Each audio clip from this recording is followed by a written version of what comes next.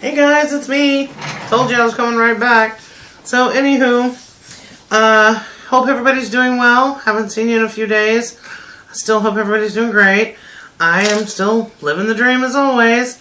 But it's really good to see you guys back. So today we're going to talk about kids. And having kids and, you know, how fun it is. So, that's a true story.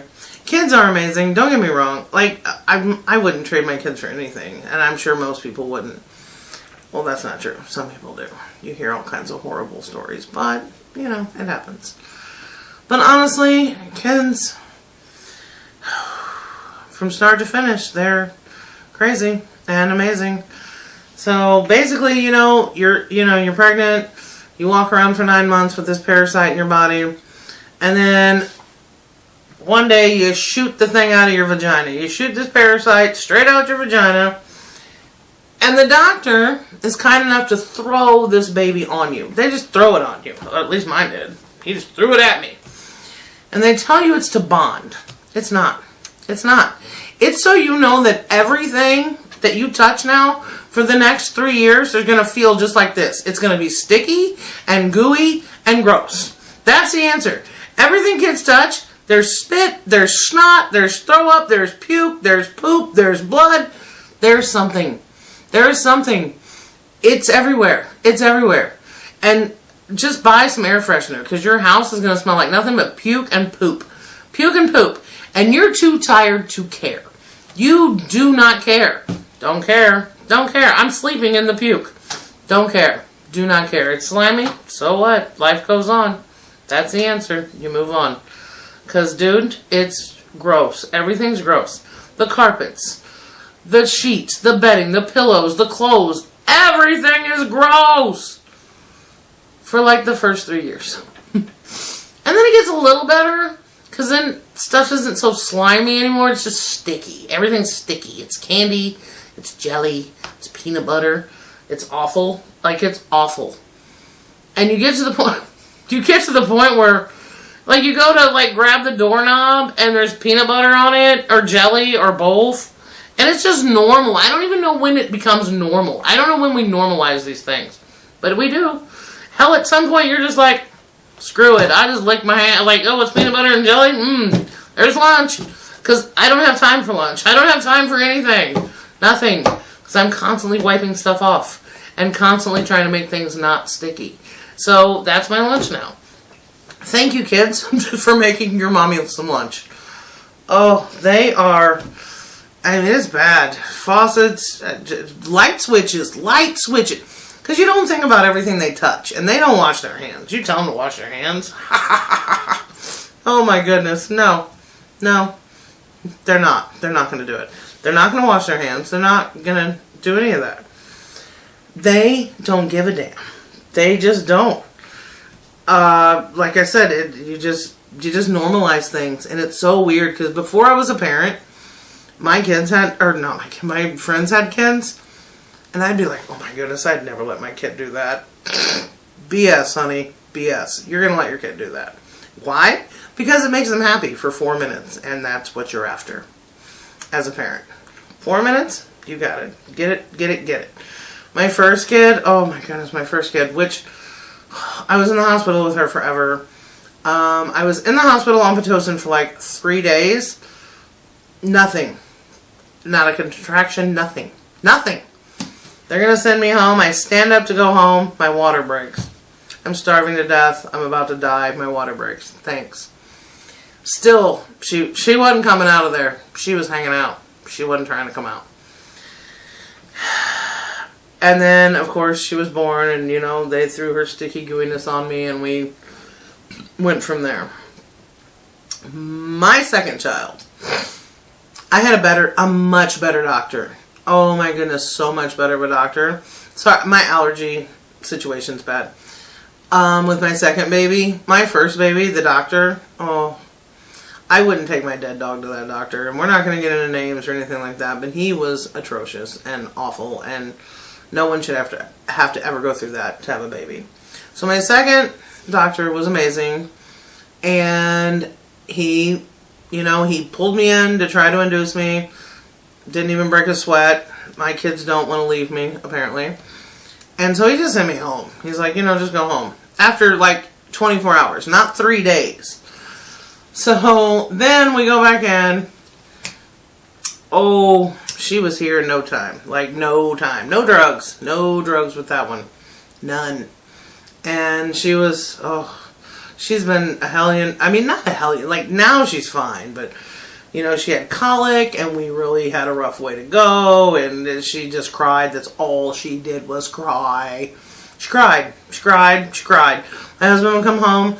All three of us, me and both my daughters, were just sitting on the couch crying. And I'd be like, take this thing away from me now.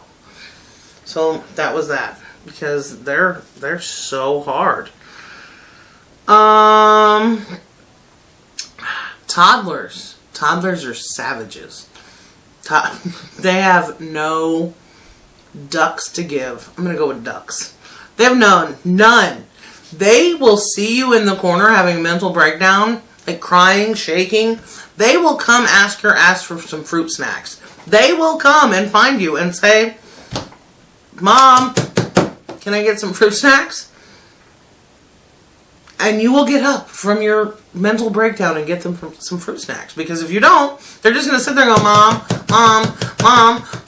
I need fruit snacks. You don't need fruit snacks. You want fruit snacks. You're not going to die without fruit snacks. However, you might die if you keep screwing with me. That's all I'm saying. And no, anybody gets in, don't take that seriously at all. Because I would have never, ever have hurt my child. Ever. But I will tell you, postpartum and colic together, I can see where you're a headline in the newspaper. That's all I'm saying. That's all I'm going to say. You know, I will tell you this. I can save you a lot of time and money. Kids, they will ask you for everything. Every commercial they see, everything they've heard of, they want it. They need it. They don't care how much it costs. It's $100, $50, whatever. All they really want is fast food. You know, when they're talking to you about it, just be like, hey, you want to go get a kid's meal? Yeah. All forgotten. All forgotten. Yes, you can have that $4 kids meal. You cannot have those $50 skates that you're going to wear one time. They do not use stuff more than once. Maybe twice. And it's either broken or in the corner forgotten about.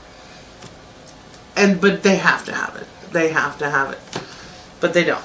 So, don't fall for the hype. Don't fall for the hype, because they are not going to use it. Just get them a cheeseburger. It's cheaper. And later you might find some fries in the couch cushion that you can have. It's a good time.